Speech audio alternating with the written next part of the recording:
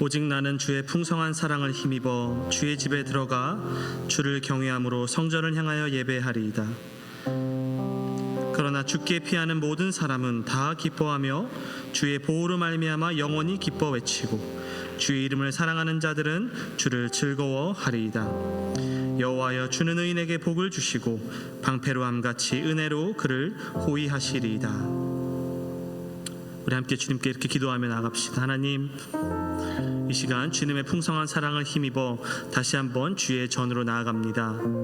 하나님, 우리가 주를 예배할 때 우리 예배를 흠양하여 주옵시고, 하나님, 우리가 주님께 올려드리는 예배의 가사 하나하나, 찬양의 가사 하나하나와 기도의 이 고백 하나하나가 우리의 전심으로 주님께 올려드리는 진실된 예배, 진실된 고백이 될 수 있도록 도와주시옵소서. 이 예배를 기뻐 받아주시고 또한 그렇게 주님께 나아갈 때 우리를 만나주셔서 하나님, 우리의 마음이 주로 인하여 위로받고 은혜를 받고 새 힘을 얻고 또한 새롭게 변화되는 그러한 시간이 될 수 있도록 예배를 사용하여 주시옵소서. 우리 이렇게 함께 오늘 예배를 위해서 함께 기도하며 나아갑시다.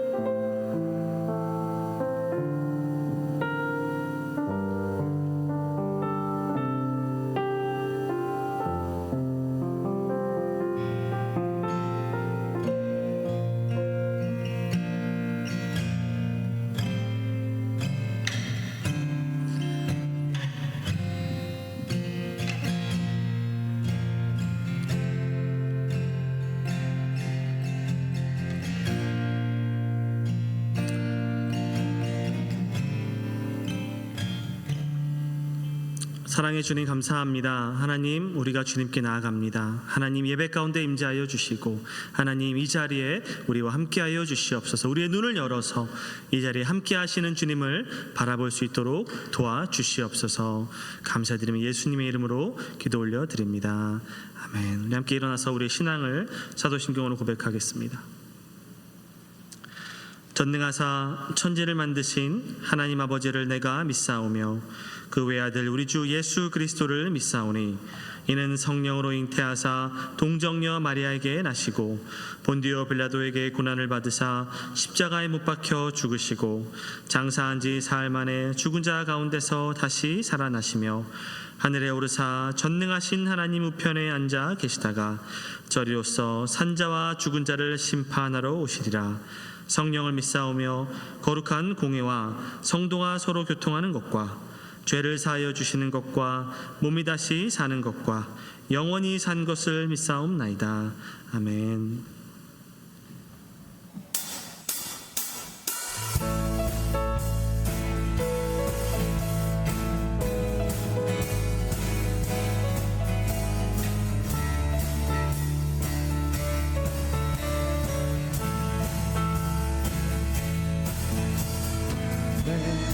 입술이 주를 높이며 내 호흡이 주를 섬기니 무엇이 나를 두렵게 하리.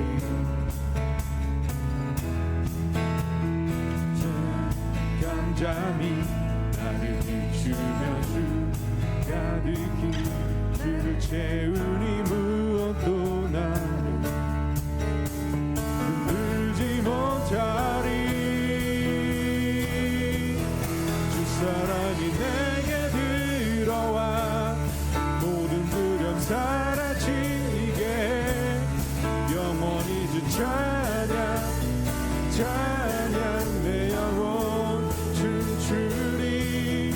주 사랑이 내게 들어와 모든 어둠 사라지게 영원하신 그의 사랑 안에 나 거하리.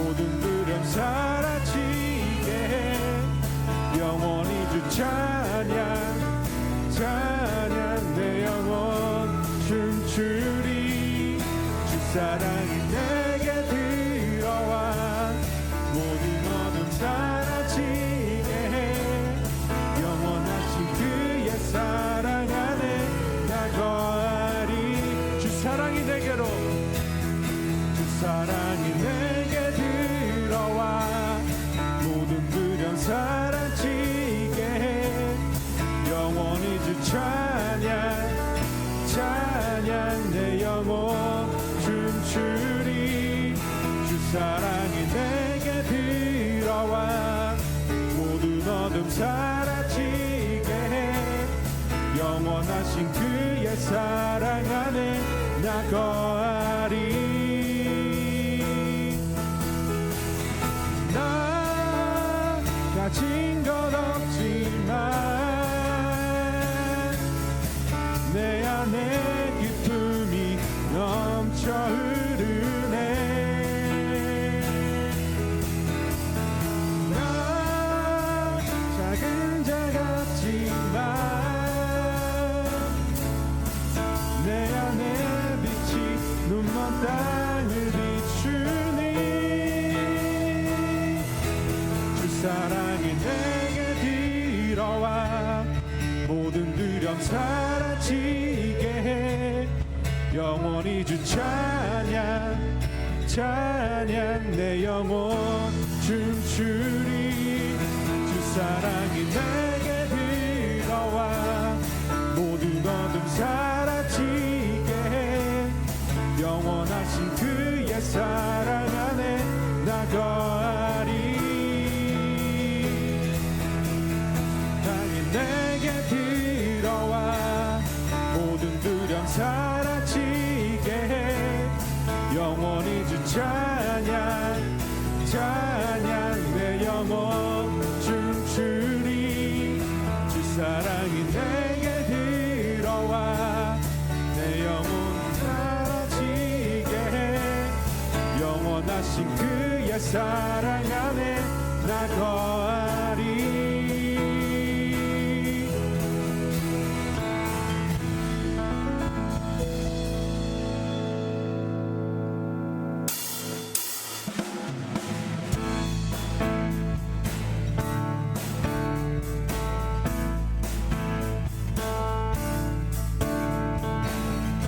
예수 열방의 소망 예수 우리의 위로자 주는 온 땅에 영원한 소망 예수 어둠 속의 빛 예수 변함없는 진리 주는 온 땅에 빛이 되시네 우리 위해 죽으시고 다시 사신 생명의 주 주님만이 소망이요 변함없는 반석이라 주님만이 온 세상을 비추시네 또 죽음에서 부활하신 우리 구주 영광의 왕 주를 믿는 모든 자의 소망 되신 주를 믿네 다시 한번 찬양하기 원합니다. 예수 열방의 소망 예수 열방의 소망 예수 우리의 위로자 주는 온 땅에 영원한 소망 예수 어둠 속의 빛 예수 변함없는 진리 주는 온 땅에 빛이 되시네 우리 위해 죽으시고 다시 사신 생명의 주 주님만이 소망이요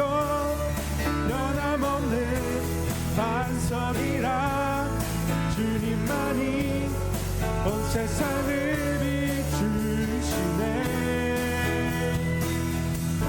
또 죽음에서 부활하신 우리 구주 평강의 왕, 주를 믿는 모든 자의 소망 되신 주님만이 소망이요, 주님만이 소망이요, 변함없는 반석이라. 주님만이 온 세상을 비추시네. 또 죽음에서 부활하신 우리 구주 영광의 왕, 모든 자의 소망 되신 주를 믿네. 우리 위해 죽으시고 다시 사신 생명의 주, 우리 위해 죽으시고 다시 사신 생명의 주, 우리 위해 죽으시고 다시 사신, 우리 위해 죽으신, 우리 위해 죽으시고 다시 사신 생명의 주, 소망이요, 변함없는 반석이라. 주님만이 온 세상을 비추시네.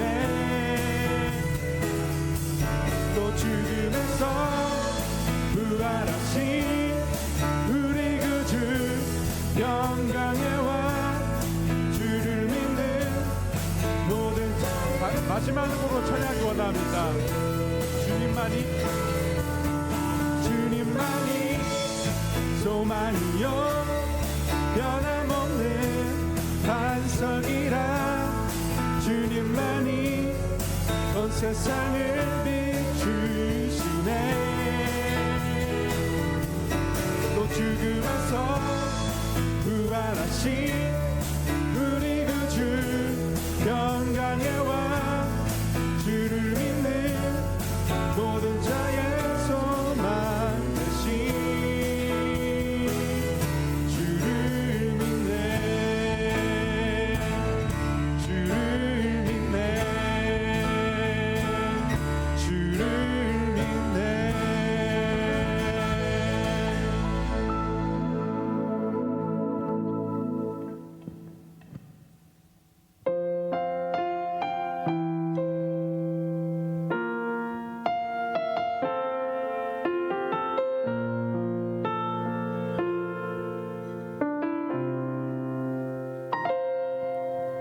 나는 하나님을 예배하네.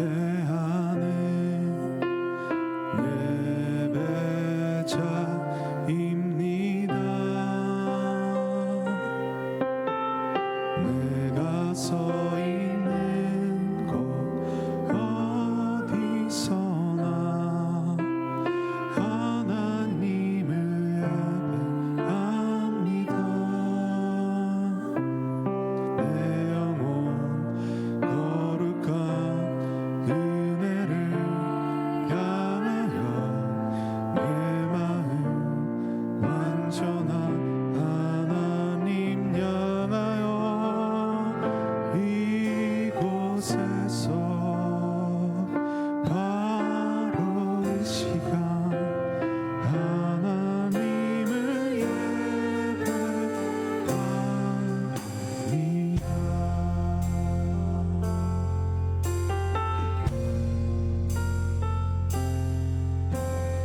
나는 하나님을 예배하네. 예배자입니다. 내가 서 있는 곳 어디서나. 다시 한번 고백하기 원합니다. 나는 하나님을 예배하는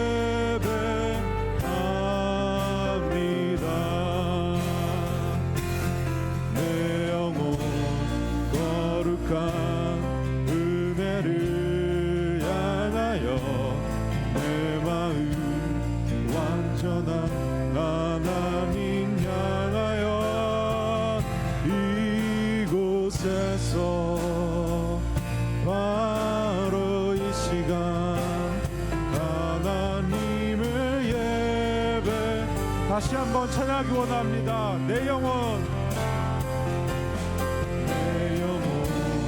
거룩한 은혜를 향하여 내 마음 완전한 하나님 향하여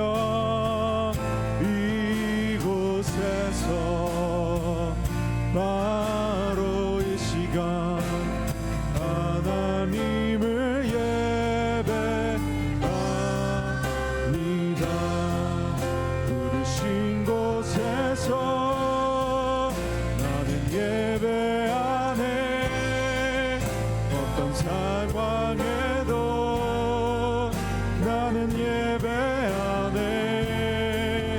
부르신 곳에서 나는 예배하네.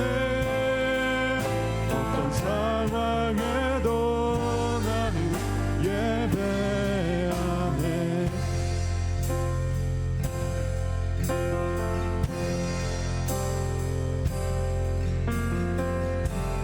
따스한 성령님 마음으로 보내 내 몸을 감싸며 주어지는 평안한 만족감을 2절로 찬양합시다. 사랑과 진리에 사랑과 진리에 한 줄기 빛보내 내 몸을 감싸며 주어지는 평안한 그 사랑을 느끼네. 부르신 곳에서 나는 예배하네. 어떤 상황에도 나는 예배하네. 부르신 곳에서 나는 예배하네. 어떤 상황에도 나는 부르신 곳에서 부르신 곳에서 나는 예배하네. 어떤 상황에도 나는 예배하네. 부르신 곳에서 나는 예배하네. 어떤 상황에도 다시 한번 찬양하기 원합니다. 부르신 곳에서 부르신 곳에서 나는 예배하네. 어떤 상황에도 나는 예배하네. 부르신 곳에서 나는 예배하네. 어떤 상황에도 나는 예배하네.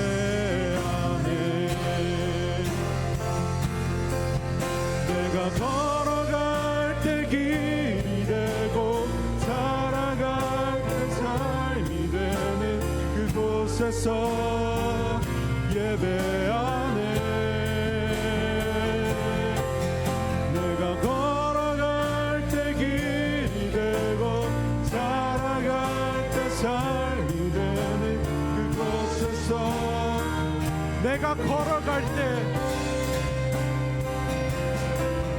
내가 걸어갈 때 길이 되고 살아갈 때 삶이 되는 그곳에서 예배하네.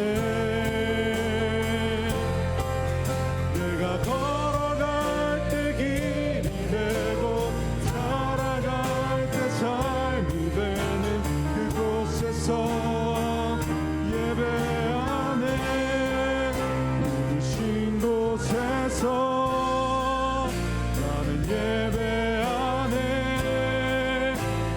상황에도 나는 예배하네. 부르신 곳에서 나는 예배하네. 어떤 상황에도 나는 마지막으로 찬양하기 원합니다. 부르신 곳에서 나는 예배하네. 어떤 상황에도 나는 예배하네. 부르신 곳에서 나는 예배하네. 어떤 상황에도 나는 예배하네. 주님, 그렇습니다. 주님, 정말 힘드나 기쁘나 슬플 때나 정말 주님만을 예배하며 주님만을 정말 온만 다해 주님만을 찬양하기 원합니다. 주님, 부르신 곳에서 저희가 정말 주님만을 바라보며 찬양할 수 있도록 주님, 정말 진실되게 주님께 나아갈 수 있는 저희가 될 수 있도록 주님 도와주시옵소서. 이렇게 주님께 기도하며 나아가기 원합니다.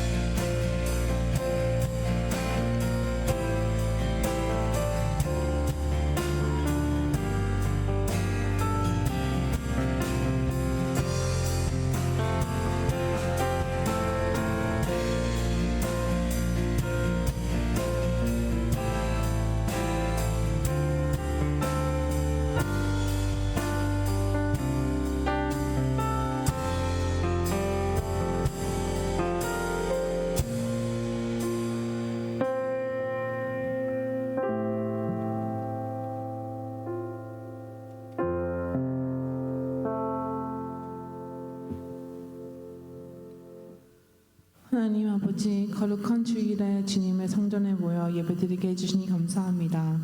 지난 시간 동안 저희들과 동행하여 주시고 은혜를 베풀어 주셨사오니 감사합니다. 그러나 저희들이 지은 것은 죄와 허물들 뿐입니다.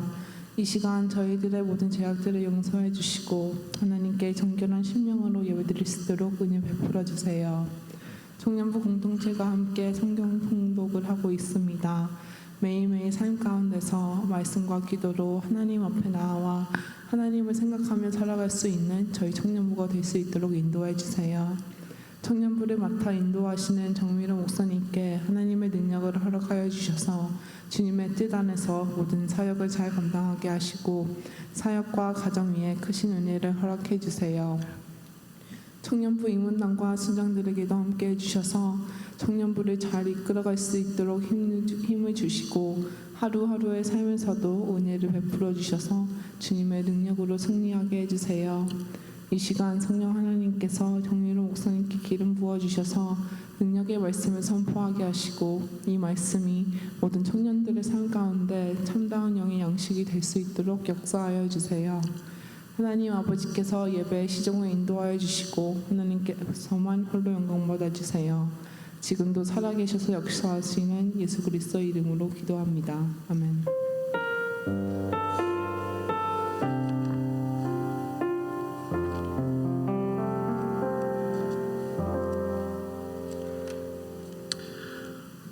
네, 우리 함께 하나님 말씀 보겠습니다. 함께 읽을 말씀은 데살로니가 전서 4장 1절부터 8절까지의 말씀입니다. 데살로니가 전서 4장 1절부터 8절까지의 말씀입니다. 저와 한 절씩 교독하도록 하겠습니다. 제가 먼저 1절 읽습니다. 그러므로 형제들아, 우리가 끝으로 주 예수 안에서 너에게 구하고 권면하노니 너희가 마땅히 어떻게 행하며 하나님을 기쁘시게 할 수 있는지를 우리에게 배웠으니 곧 너희가 행하는 바라 더욱 많이 힘쓰라. 우리가 주 예수로 말미암아 너에게 무슨 명령으로 준 것을 너희가 아느니라. 하나님의 뜻은 이것이니 너희의 거룩함이라 곧 음란을 버리고 각각 거룩함과 존귀함으로 자기 안에 대할 줄을 알고 하나님을 모르는 이방인과 같이 세욕을 따르지 말고 이 일에 분수를 넘어서 형제를 해하지 말라. 이는 우리가 너희에게 미리 말하고 증언한 것과 같이 이 모든 일에 주께서 신원하여 주심이라. 하나님이 우리를 부르심은 부정하게 하심이 아니요 거룩하게 하심이니 그러므로 저버리는 자는 사람을 저버림이 아니요 너희에게 그의 성령을 주신 하나님을 저버림이니라. 아멘. 하나님의 뜻은 거룩함이라는 제목으로 말씀 전하도록 하겠습니다. 하루는 제가 우리 나엘이를 유치원에서 픽업을 해서 이제 집에 데려다 주는 길이었습니다. 우리 나엘이를 이제 유치원에서 픽업을 해서 집으로 데리고 가는데 저희 아내가 몸이 안 좋았어요. 지금도 몸이 조금 안 좋은데 몸이 안 좋아서 제가 차에서 우리 나엘이에게 그렇게 얘기했어요. 나엘아, 저는 이제 나엘이를 집에 데려다 주고 저는 도서관을 또 가기 때문에 나엘아, 집에 가면 엄마가 몸이 안 좋으니까 나엘이가 엄마한테 이렇게 얘기해. 엄마는 침대에서 쉬세요. 나엘이는 인형 친구들이랑 놀게요. 그렇게 얘기해. 그때 우리 나엘이가 엄마 아빠랑 놀고 싶은데 엄마 아빠랑 놀고 싶어요 그러는 거예요. 그래서 제가 나엘아, 엄마 아빠랑도 놀고 근데 엄마 아빠가 워킹 하거나 노래가 있어요. 일하는 거 워킹 하거나 몸이 아프거나 할 때는 혼자서도 놀 수 있어야 돼. 그랬더니 아무 말도 안 해요. 그렇게 이제 얘기를 하고 집에 데려다 주고 저는 도서관에 갔어요. 갔다 와서 우리 아내한테 제가 물어봤습니다. 오늘 나엘이가 별 얘기 없었어? 그랬더니 우리 아내가 당신이 무슨 말 했지? 나한테 엄마는 침대에서 쉬세요. 나엘이 혼자 인형 친구들이랑 놀게요 그러던데 당신이 시켰지? 이러는 거예요. 제 마음에 되게 좋더라고요. 우리 나엘이가 엄마 아빠랑 놀고 싶죠. 우리 나엘이에게 제일 좋은 친구는 엄마 아빠니까 맨날 늑대놀이 하자, 뭐 커튼 뒤에 숨어라, 맨날 이렇게 노는데 원래는 평소에는 저나 아내가 누워 있으면은 일어나세요, 나엘이랑 놀아요. 가만히 내버려 두진 않는데 엄마가 아프니까 엄마는 쉬세요, 나엘이 혼자 놀게요. 이렇게 얘기해. 그랬더니 싫은데 본인은 그렇게 말하고 싶지 않은데 제가 이제 없는데 제 말을 들은 거예요. 제 마음이 엄청 뿌듯하고 기쁘더라고요. 부모의 마음이 또 스승과 선생의 마음이 그런 것 같아요. 뭔가를 가르치고 뭔가를 전해주었을 때 내 자녀나 혹은 내 학생이, 내 제자가 내가 없는 곳에서도, 내가 부재한 곳에서도 내가 가르쳐준 것을 잘 지키고 실천하면 그것이 참 기쁘고 감사하게 느껴지는 것 같습니다. 우리는 이러한 모습을 오늘 본문이 이제 포함되어 있는 이 데살로니가 전서와 후서에서도 우리가 이런 관계를 볼 수가 있는 것 같습니다. 데살로니가 전서를 보면 그 데살로니가 교회의 성도들을 향한 바울의 자부심과 사랑 그리고 애정을 느낄 수가 있어요. 그의 편지에서 데살로니가 교인들을 향한 바울의 사랑과 프라이드, 자부심이 편지에서도 느껴질 정도입니다. 그 이유는 데살로니가 교회가 바울이 떠나간 이후에도 그의 복음과 그의 가르침을 너무나도 잘 지켰기 때문입니다. 여러분 1장 6절에서 8절까지의 말씀을 보면 바울이 이렇게 이야기합니다. 또 너희는 많은 환난 가운데서 성령의 기쁨으로 말씀을 받아 우리와 주를 본받은 자가 되었으니 그러므로 너희가 마게도냐와 아가야에 있는 모든 믿는 자의 본이 되었느니라. 주의 말씀이 너희에게로부터 마게도냐와 아가야에만 들릴 뿐 아니라 하나님을 향하는 너의 믿음의 소문이 각처에 퍼졌으므로 우리는 아무 말도 할 것이 없노라. I have nothing else to say. 그죠? 더 이상 무슨 말을 할까 내가. 너희가 이처럼 내가 전해준 말을 잘 지키고 순종하여서 너희가 얼마나 신실하고 우리의 말을 잘 받아들였는지 소문이 온 마게도냐와 아가야에 다 퍼졌다. 온 마게도냐와 아가야에 있는 교회들마다 데살로니가 교회가 얼마나 좋은 교회고 얼마나 훌륭한 교회인가가 소문이 쫙 퍼졌으니 나는 더 이상 할 말이 없다. 여러분, 우리 영생교회도 이랬으면 좋겠습니다. 우리 영생교회 청년부도 이랬으면 좋겠습니다. 온 필라델피아 지역에 우리 영생교회 청년부가 얼마나 신실한 교회고 신실한 청년부인지 소문이 다 났으면 얼마나 좋을까요? 여러분, 바울은 또한 데살로니가 교회를 그가 마치 친어머니, 친아버지처럼 가르치고 사랑했었다라고 말합니다. 2장 7절부터 8절 한번 읽어보겠습니다. 우리는 그리스도의 사도로서 마땅히 권위를 주장할 수 있으나 도리어 너희 가운데서 유순한 자가 되어 유모가 자기 자녀를 기름과 같이 하였으니 우리가 이같이 너희를 사모하여 하나님의 복음뿐 아니라 우리의 목숨까지도 너희에게 주기를 기뻐함은 너희가 우리의 사랑하는 자 됨이라. 유모라고 되어 있지만 엄마를 말합니다. 자기 자녀를 기르는 유모, 어머니, nursing mother, 어머니, 친어머니를 말하는 거예요. 마치 친어머니가 자기 자녀를 품에 안고 젖을 먹이고 기르듯이 너희가 그렇게 우리의 사랑하는 자가 되었다. 또한 2장 11절에서 바울은 이렇게 이야기합니다. 너희도 아는 바와 같이 우리가 너희 각 사람에게 아버지가 자기 자녀에게 하듯 권면하고 위로하고 경계하노니, 어머니처럼 그들을 품고 사랑하고 보살폈을 뿐만 아니라 아버지처럼 그들을 가르치고 교육시키고 훈계하였다. 이러한 관계는 reciprocal했어요. 바울만이 그들을 그렇게 사랑으로 품은 것이 아니라 데살로니가 교회 성도들도 바울을 친아버지처럼, 친어머니처럼, 그가 전하는 말은 사람의 말이 아니라 하나님의 말씀이다. 바울이 전하는 말은 사람의 말이 아니라 하나님의 말씀이다. 그들은 그렇게 받아들였어요. 2장 13절에서 이렇게 말합니다. 이러므로 우리가 하나님께 끊임없이 감사함은 너희가 우리에게 들은 바 하나님의 말씀을 받을 때에 사람의 말로 받지 아니하고 하나님의 말씀으로 받음이니 진실로 그러하도다. 이 말씀이 또한 너희 믿는 자 가운데서 역사하느니라. 바울과 데살로니가 교회 성도들 사이에 이러한 관계가 있었다는 거예요.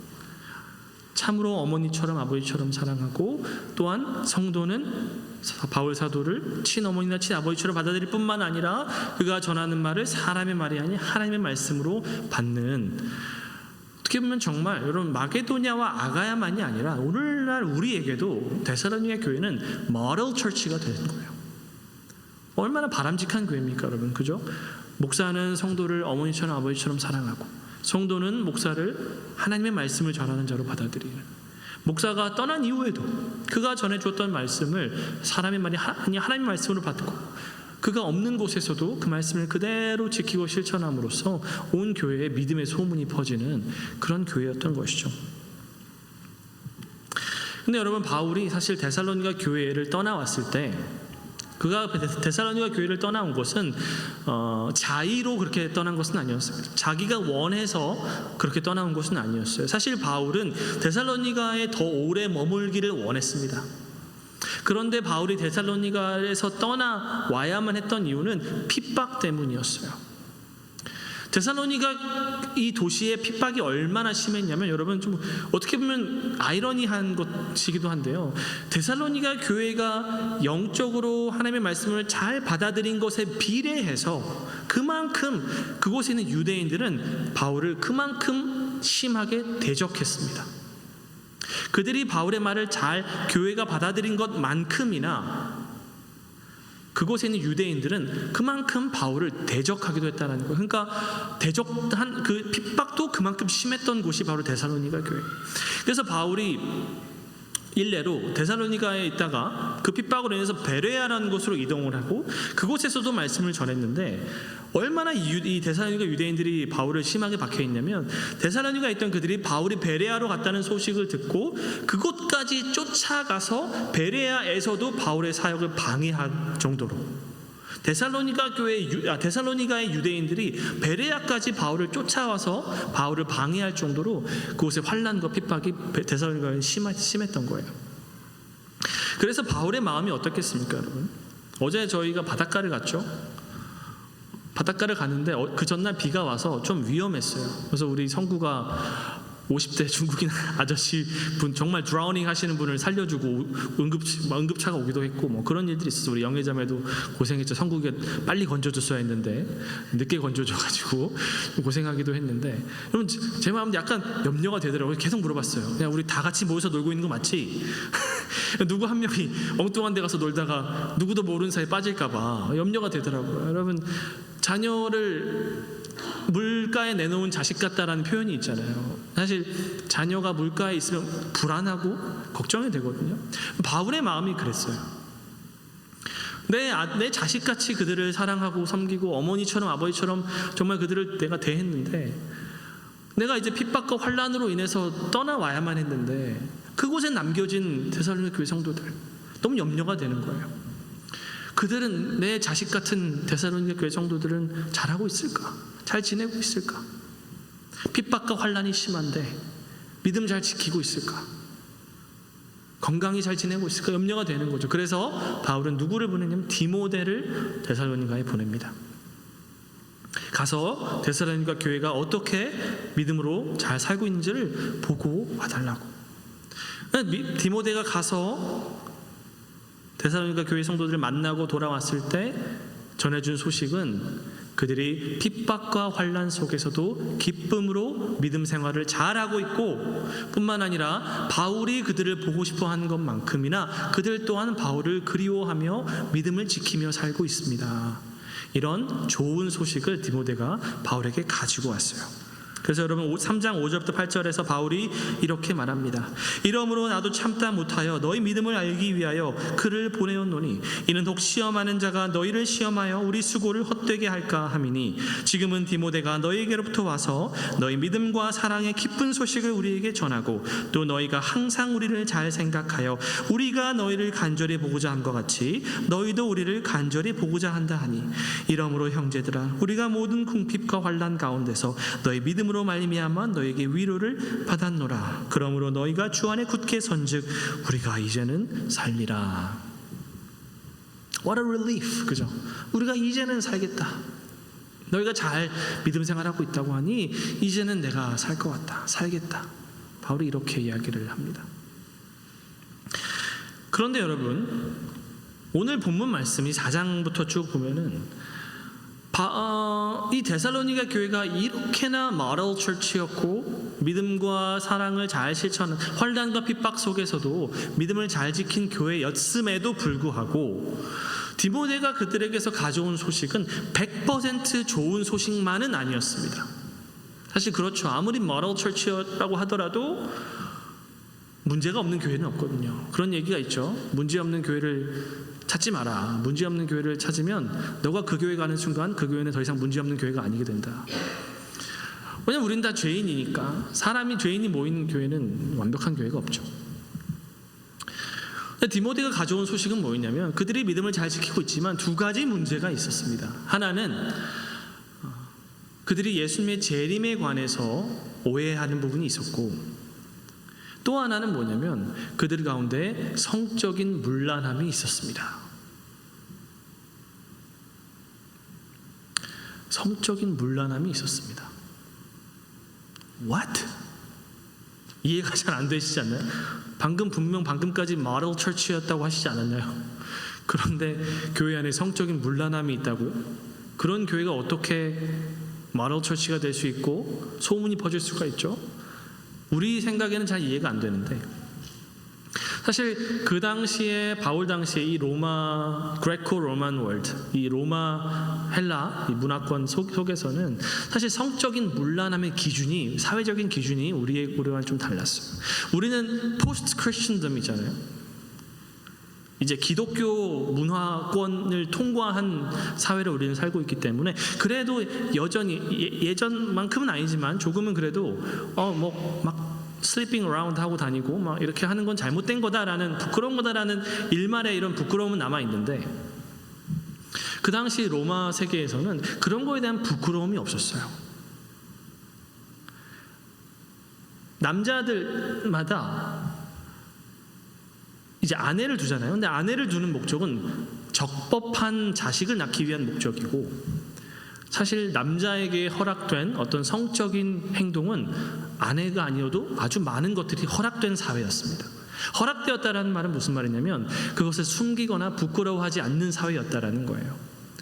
청년들이 결혼하기 전에 다른 여자들과 잠자리를 갖는 것은 부끄러운 일이 아니고, 결혼을 하고 나서도 매춘을 하는 것도 전혀 부끄러운 것이 아니고, 첩을 두는 것도 부끄러운 것이 아니고, 여종이 있으면 혹은 남종이든 여종이든 종은 내 프로퍼티니까 그 종을 대상으로 내가 어떤 성적인 행위를 해도 그거는 적법한 것일 뿐만이 아니라 전혀 문제가 되지 않는, 그거에 대해서 비단 굳이 부끄러워하거나 숨기거나 하지 않는 그런 사회를 그들이 살고 있었다는 거죠. 그러니까 여러분, 데살로니가 교회 성도들이 바울의 복음을 듣고 가르침을 잘 받았음에도 불구하고,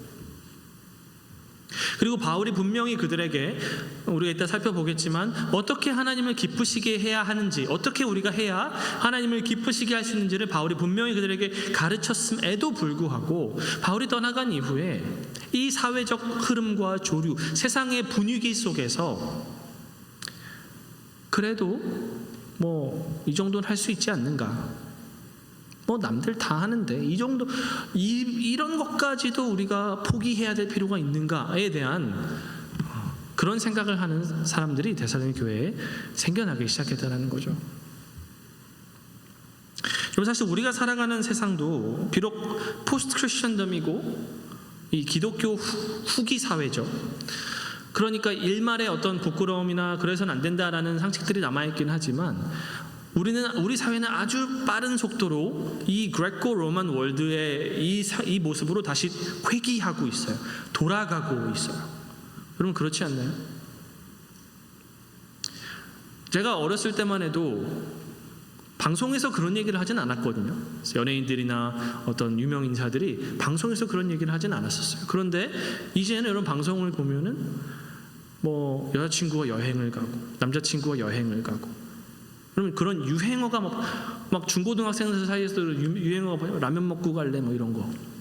이게 무슨 말이에요, 여러분? 우리 와서 나랑 관계 맺자 이런 얘기잖아요. 그게 돌려 말했을 때 그런 것들이 유행어처럼 퍼지고 재밌어하고, 사람들이 남자라면 포르노를 보고 야동을 보고 하는 건 남자라면 당연한 본능이다라는 식으로 생각을 하고 말을 하는, 그런 거에 대해서 많은 사람들이 더 이상 부끄러워하지도 않고 숨기지도 않고, 다른 이성과 관계를 맺고 바람을 피고 그런 거에 대해서 전혀 사회적으로 문제 삼지 않는, 간통죄가 폐지되기도 했죠. 물론 여전히 민사적으로는 고소가 가능하다고는 하지만 형사처벌은 받지 않게 되었죠. 사회적 분위기가 빠른 속도로 기독교 후기 시대를 지나면서 이때의 모습으로 돌아가고 있어요. 여러분, 우리 어떤 그 다원주의나 진리가 하나만이 아니다, 그렇죠? 구원에 이르는 길은 여러 가지 길이 있고 각자의 믿는 신앙을 존중해 줘야 되고 자기 생각이나 신념을 강요해서는 안 된다. 여러분, 이게 로마 시대 생각이에요. 로마 시대 생각. 로마 시대에 여러분 얼마나 많은 신들이 있었습니까? 나는 제우스를 섬기고 너는 아폴로를 섬기고, 그거에 대해서 서로 문제 삼지 않는 거예요. 너는 너의 신을 섬겨라, 나는 나의 신을 섬기겠다. 누구도 자기의 신만이 유일한 신이라고 주장하지 않았죠. 아주 다원주의적인 그런 사회였는데, 지금 우리 사회가 사실 많이 보면 그렇지 않나요? 그 당시나 지금이나 기독교만이 오직 유일한 하나님을 주장하기 때문에 그때나 지금이나 똑같이 기독교는 좀 변종이고 특이한 취급을 받고 핍박을 받죠. 그때나 지금이나 마찬가지입니다. 2000년이 지났지만 별로 세상은 달라지지 않았어요. 다시 그때의 모습으로 돌아가고 있어요. 인간은 시간이 흘러도 여전히 죄인이고 여전히 인간이라는 생각이 듭니다. 우리가 살아가는 세상도 이 데살로니가 교회 성도들이 살아갔던 세상과 크게 다르지 않습니다. 음란함이 퍼져가고 하나님을 모르는 인본주의적인 생각들, 본능을 따르고 자기의 욕구를 충족시키는 그것에 대해서 부끄러움을 잃어버린 그런 사회를 우리가 살아가고 있어요. 그런 그들에게 바울은 다시 한번 자기의 사랑하는 자녀들, 데살로니가 교회 성도들에게 바울은 그가 그들과 함께 있었을 때 그들에게 전하고 가르쳐준 내용을 다시 한번 상기시켜주고 있습니다. 여러분 1절 2절을 다시 한번 큰 목소리로 읽어보겠습니다. 시작. 그러므로 형제들아 우리가 끝으로 주 예수 안에서 너희에게 구하고 권면하노니 너희가 마땅히 어떻게 행하며 하나님을 기쁘시게 할 수 있는지를 우리에게 배웠으니 곧 너희가 행하는 바라. 더욱 많이 힘쓰라. 우리가 주 예수로 말미암아 너희에게 무슨 명령으로 준 것을 너희가 아느니라. 여러분 바울이 무엇을 강조하고 있죠? 이미 내가 너에게 말했다. 이미 내가 너에게 알려주었고 가르쳐 주었고 너희는 그것을 내게서 배웠고 너희는 그것을 내가 무엇을 너에게 가르쳐 주었는지 너희는 이미 알고 있느니라. Remember, 내가 너희와 함께 있을 때에 너에게 어떤 말을 했고 무엇을 가르쳐 주었는지 기억해라. 바울이 그들에게 무엇을 가르쳐 주었습니까? 어떻게 행할지, 그리고 어떻게 하나님을 기쁘시게 할 수 있는지 바울은 이것을 그들에게 가르쳐 주었다라고 말합니다. 여러분 데살로니가 교회 같은 그런 신실한 교회조차도 배운 내용을 계속해서 묵상하고 반복하고 상기하고 기억하지 않으면 시대의 흐름과 이 세상의 조류 속에서 너무나도 빠르게 너무나도 쉽게 영향을 받고 나도 모르는 사이에 나의 생각이 성경을 따른 생각이 아니라 사회가 말하는 것을 진리처럼 받아들이게 됩니다. 우리도 마찬가지예요, 여러분. 복음도 그렇고요, 여러분. 어떻게 하나님을 기쁘시게 할 수 있을지 이것은요 우리가 늘 배우고 다시 한번 내가 한번 배웠다, 뗐다, 마스터했다, 졸업했다 그렇게 말할 수 있는 게 아니에요. 복음과 어떻게 하나님을 기쁘시게 할 수 이건 윤리적인 가르침이죠. 복음과 어떻게 행할지에 대한 이 윤리적인 성경의 말씀과 명령은 우리가 늘 기억하고 되새김질하고 다시 늘 생각해야 돼요. 그렇지 않으면 나도 모르는 사이에 세상의 가르침이 우리 안으로 들어오게 되기 때문이에요. 시대가 악하죠. 때가 악하죠. 그렇기 때문에 늘 바울이 뭐라 그래요? 내가 너에게 같은 말로 다시 너희에게 말한 것이 내게 수고가 아니니라. 같은 말로 늘 바울은 그들을 가르치고 권면합니다. 기억해라. Remember. 너희가 내게서 배운 것, 우리가 이 말씀을 통해서 배운 것 늘 기억하라고 바울은 우리에게 말해주고 있는 거예요. 그들은 사실 바울의 말을 꽤 잘 지킨 편이었습니다. 그래서 바울이 뭐라고 말해요? 1절에서 우리에게 배웠으니 곧 너희가 행하는 바라. 맞아. 너희는 내게서 배웠고 잘 지키고 있어. 정말 너무 나는 너희가 자랑스럽고 대견해. 하지만 바울이 뭐라고 말해요? 더욱 많이 힘쓰라. 더욱 많이 힘쓰라. 많이 힘쓰라라는 말은 페리슈오라는 말이거든요. 헬라어로. overflow하게 하라는 거예요. 컵이 있으면요, 이 컵에 가득 차는 정도가 아니라 넘쳐날 정도로 하라는 거예요. 무슨 말입니까? 우리가 하나님을 기쁘시게 하는 일에 있어서는 적당히라는 것이 없다라는 겁니다. 우리가 경계해야 될 생각이 하나 있는데 그것은 뭐냐면 나 정도면 괜찮은 크리스천이야. 나 정도면 괜찮은 사람이야. 그럼 이거는 우리가 경계해야 될 생각입니다. 그렇게 생각하는 사람 치고 정말 괜찮은 사람 별로 없습니다. 영적인 빈익빈 부익부를 말씀하시죠. 예수님께서 가난한 자는 더 가난하고 가진 것조차 빼앗기게 되고 가진 자는 더 많은 것을 주어질 것이다. 영적인 빈익빈 부익부예요. 하나님의 뜻대로 행하기를 힘쓰는 사람, 이런 사람은요 늘 내가 어떻게 하면 오늘도 하나님을 힘쓰게 할 수 있을까? 어떻게 하면 내가 오늘도 어떻게 행하고 어떻게 하나님을 기쁘시게 할 수 있을지, 내가 어떻게 이것을 행할 수 있을까? 여러분 이거를 노력하고 애쓰는 사람은 그렇지 못한 내 모습을 계속해서 보게 됩니다. 그러면 여러분 그것이 그의 마음을 너무나도 아프게 해요. 그래서 여러분 뭐가 일어납니까? 애통이 일어나는 거예요. 애통. 주님 나를 불쌍히 여겨 주옵소서. 나는 죄인입니다. 애통이 그 마음 가운데 일어나면 하나님의 은혜를 더 구하게 됩니다. I don't have any resources anymore. 나는 내 힘으로는 못합니다. 아무리 노력해도 하나님을 온전히 기쁘시게 할 수가 없으니 주님 천부여 두 손 두 발 다 들고 주님께로 갑니다. 나를 불쌍히 여겨주시고 은혜를 내게 베풀어 주옵소서. 그러면 그 사람의 마음이 어때요? 겸손해지고 하나님의 은혜를 구하게 되고, 그렇게 은혜를 겸손히 구하는 자에게 하나님이 더 많은 은혜를 부어주세요. 그러면 그의 마음에 감사가 일어나고, 이런 죄인인 나를 하나님이 보내주셨구나, 이 죄인인 내게 사명을 맡기셨구나, 얼마나 감사합니까? 그러면 그의 마음에 하나님을 더 사랑하고 더 하나님의 뜻대로 살고자 하는 마음이 생겨나는 것이죠. 이게 바로 영적인 선순환이에요. 선순환.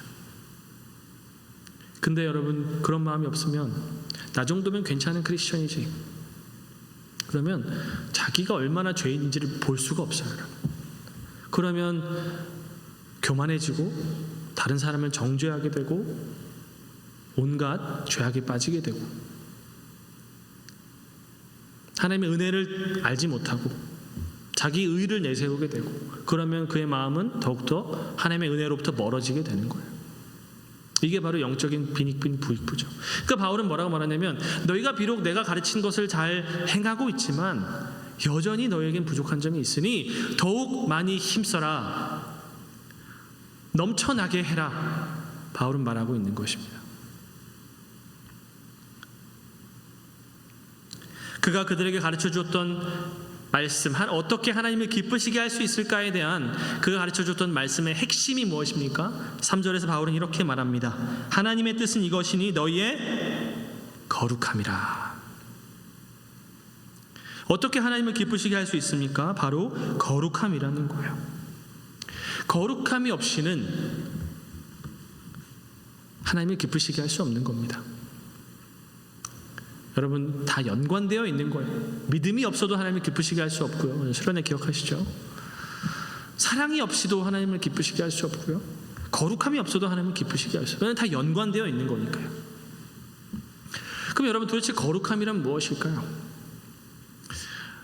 예전에 여러분 독서 모임 할 때 그 민호가 저한테 한번 이런 질문을 한 적이 있습니다.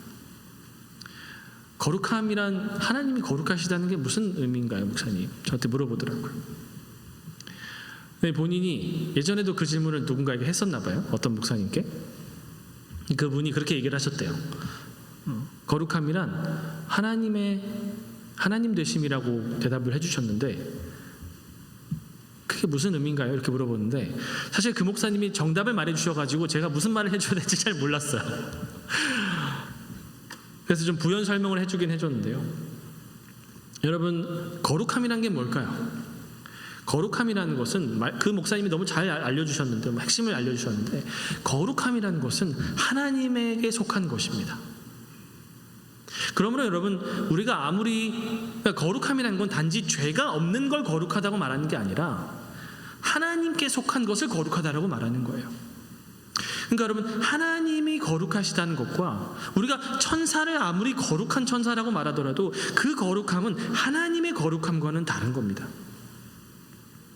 하나님 홀로 거룩하신 분이고, 아무리 천사가 거룩하고 아무리 사람이 거룩해도, 혹은 어떤 물건이, 여러분 구약 성경에 보면 물건이 거룩해지기도 하죠.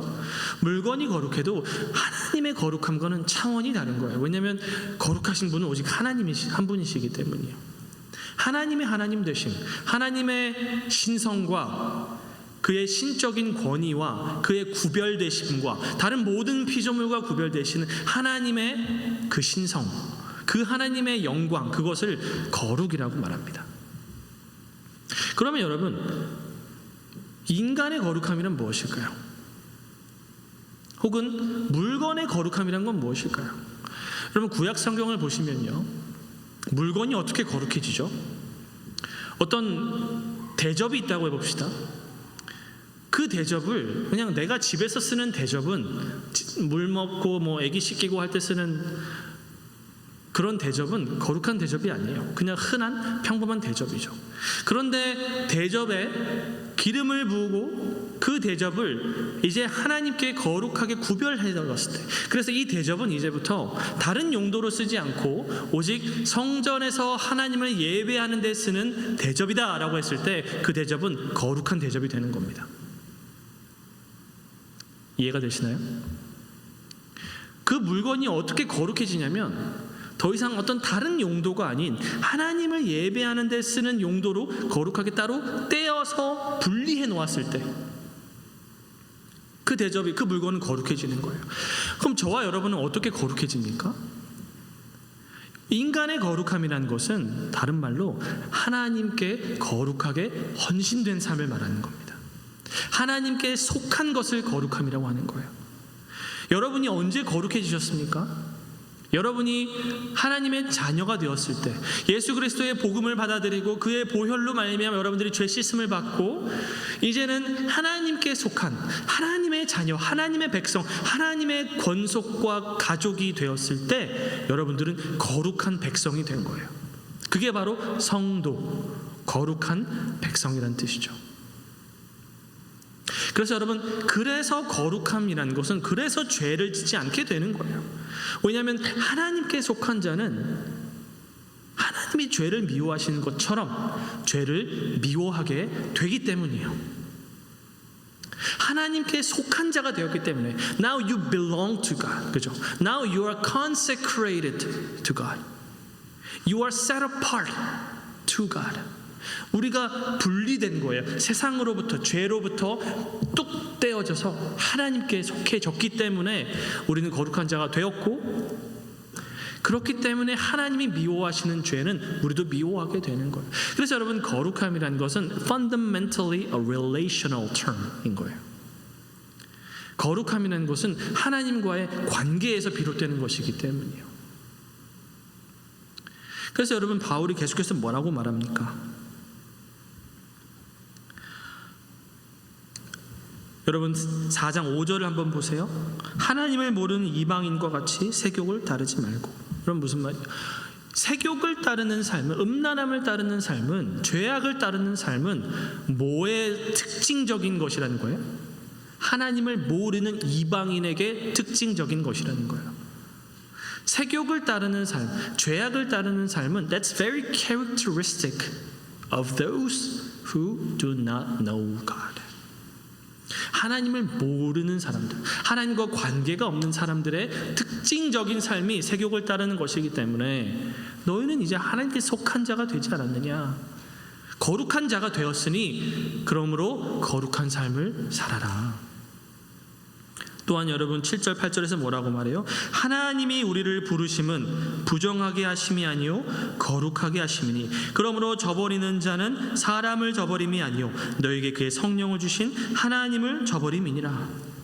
바울이 뭘 얘기하는 거예요? 하나님의 부르심을 이야기합니다. 하나님의 부르심, 하나님의 컬링을 얘기하는 거예요. 컬링이 뭐에 대한 컬링이에요? 하나님께로 우리를 부르신 거예요. 하나님이 우리를 부르셨다는 거예요. 부르셨다는 것은 부정하고 더러움으로 부르신 것이 아니라 하나님께 속한 그 거룩함으로 우리를 부르셨으니, 다시 한번 relational term이 나오죠. 관계적인 거라는 거예요. 거룩함이라는 것. 그러므로 너희가 이제 세욕을 따르고 하나님이 우리에게 주신 그 뜻을 저버리는 것은 사람을 저버리는 것이 아니라 하나님을 저버리는 것이다.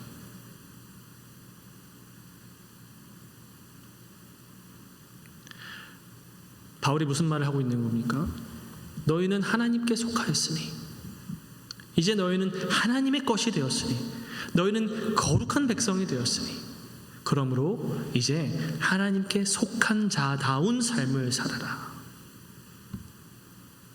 죄악을 따르고 세욕을 따르고 음란을 따르고 세상 문화를 따라가는 것, 성적인 죄악들, 포르노를 보고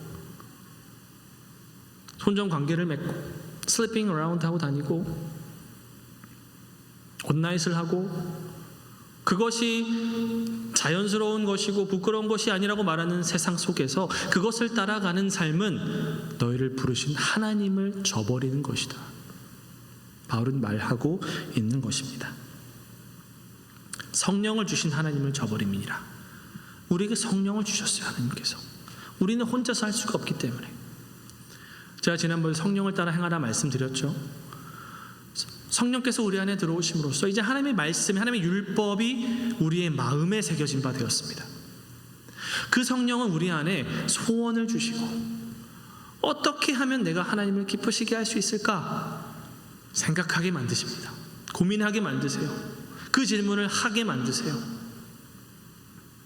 그래서 내가 더 이상 육체의 정욕을 따르지 않고 하나님의 뜻을 따라 살도록 우리를 부르신단 말이에요. 그런데 그런 성령을 받았음에도 불구하고 색욕을 따르고 음란을 따르면 그 성령을 주신 하나님을 저버리는 것이 된다는 겁니다.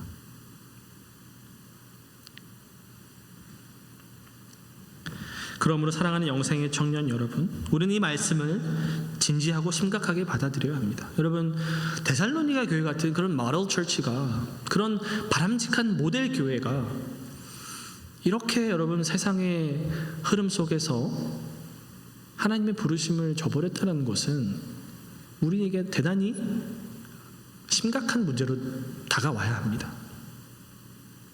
여러분, 우리가 참 악한 시대를 살고 있어요. 여러분, 그렇지 않나요?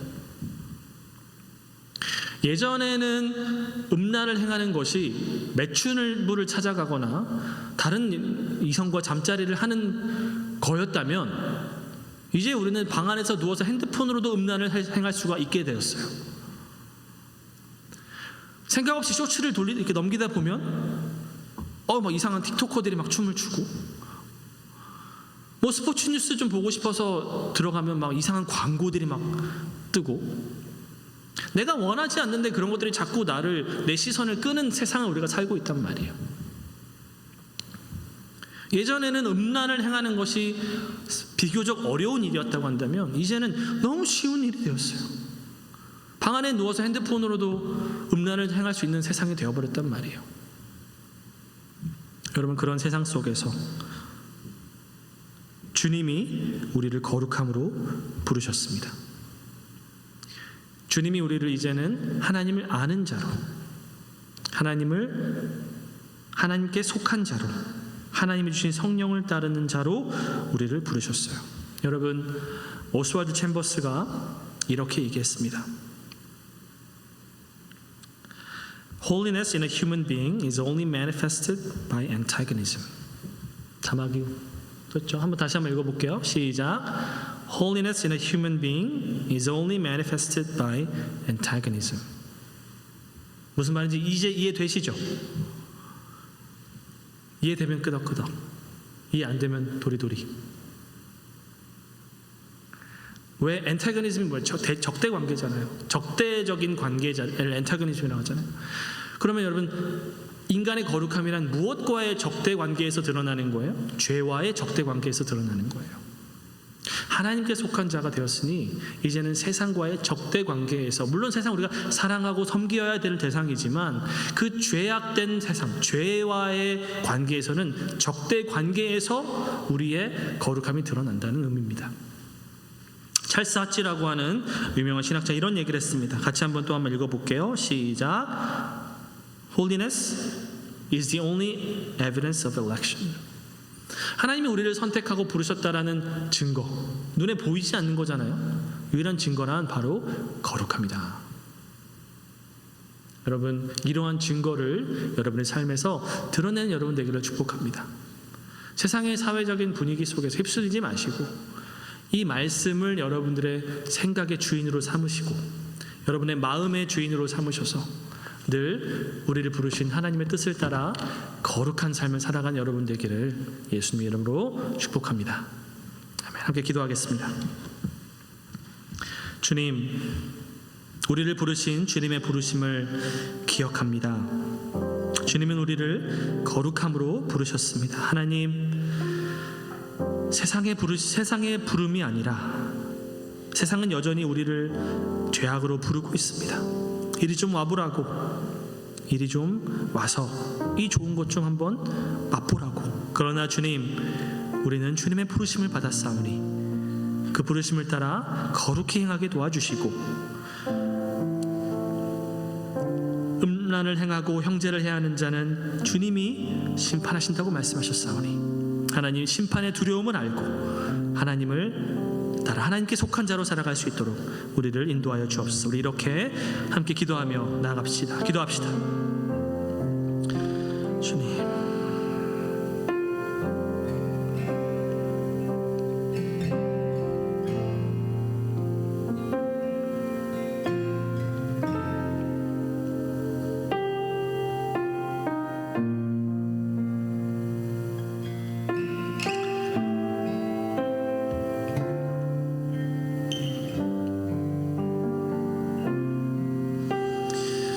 주님 감사합니다.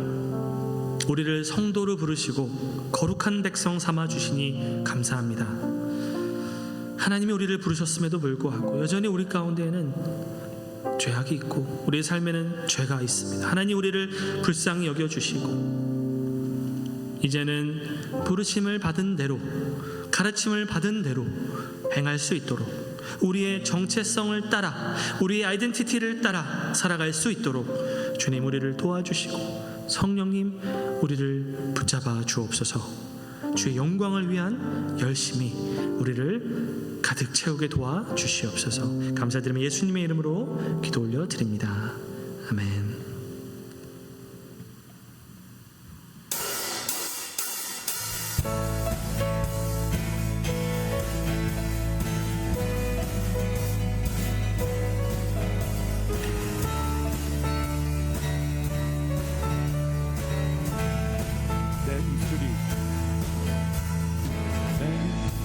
입술이 주를 높이며 내 호흡이 주를 섬기니 무엇이나 그렇게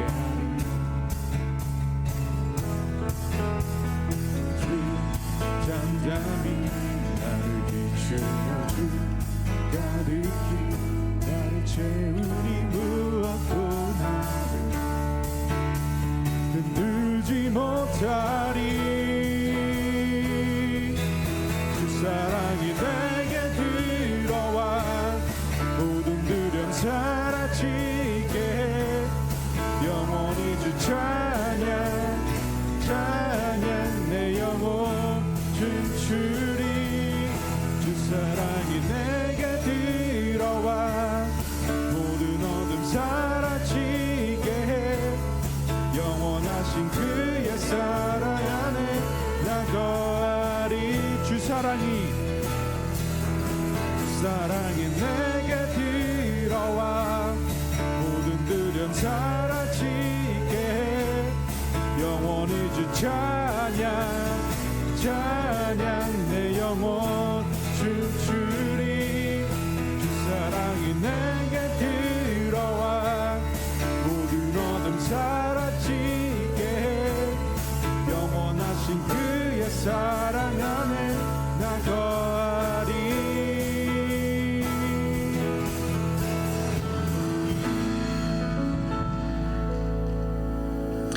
주님 감사합니다. 주의 사랑이 우리 안에 들어왔고 주님의 그 부르심이 우리를 채웠고 주님의 성령이 우리 안에 들어오셨으니 이제 우리는 잠잠히 있지 못하고 우리의 목소리로 우리의 삶으로 주님을 높이기를 원합니다.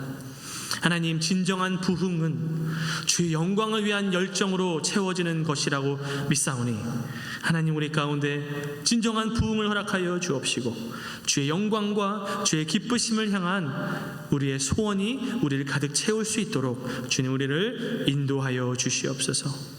이 약한 세상에서 하나님의 하나님 되심을 드러내며 하나님의 거룩하심을 드러내는 주의 통로로 우리를 사용하여 주시옵소서. 그러한 고백으로 오늘도 헌금을 주님께 올려드리는 주의 청년들 기억하여 주옵시고 이 헌금을 통하여 하나님의 거룩하심이 더욱더 온 천하 열방 가운데 드러나고 선포될 수 있도록 사용하여 주시고 이들의 삶을 주님의 거룩함으로 채워 주시옵소서.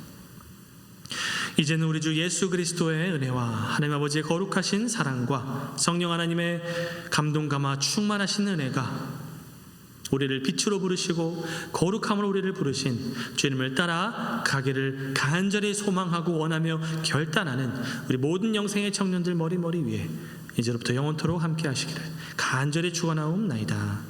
아멘.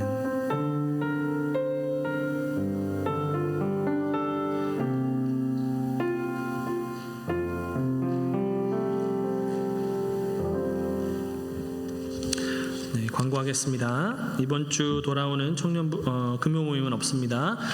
어제 저희 바닷가 잘 다녀왔습니다. 목이 좀 타가지고 지금 고개를 돌릴 때마다 따끔따끔합니다.